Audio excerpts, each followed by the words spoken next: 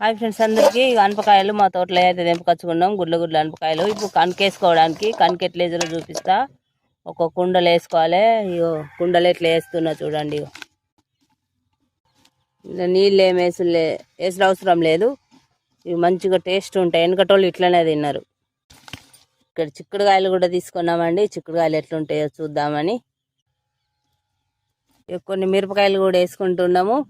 ఇత్తులలో తింటే మంచిగా ఉంటుంది టేస్ట్. ఈ మూతకాకులు అండి. మూతకాకులు ఇట్లా మంచిగా వేసుకోవాలి. ఇలా మూతకి అయినా వేసుకోవచ్చు, టేకు అయినా వేసుకోవచ్చు, ఆందెం అయినా వేసుకోవచ్చు, ఆందెపాకులు ఏవైనా సరే వేసుకోవచ్చు. ఆకులు బయటకు రాకుండా ఇట్లా పుల్లలు పెట్టుకోవాలి. మంచిగా టేస్ట్ ఉంటాయండి. వెనకటోళ్ళు తిన్నట్టు మంచిగా ఉంటాయి ఇవి. ఇక చూడండి మంచిగా ప్యాక్ అయింది. ఇప్పుడు చేసుకుందాం. ఇక కనికేసుకుందాం. ఇక వరిగడ్డ వేసుకుంటున్నాం. బోర్లు వేయాలి. మంచిగా బోర్లు వేయాలి.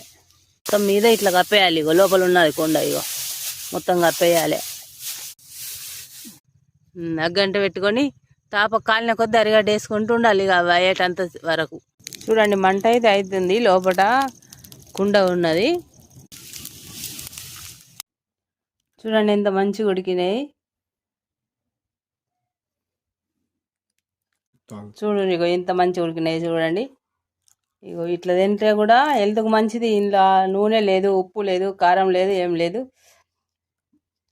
చూడండి ఎంత మంచిగా ఉన్నాయి. హెల్త్కి కూడా మంచిది. మిరపకాయలు కూడా ఇత్తులలో వేసుకొని తింటే మంచిగా ఉంటాయి. అనపకాయలు ఎంతమందికి ఇష్టం చెప్పండి. Bye friends.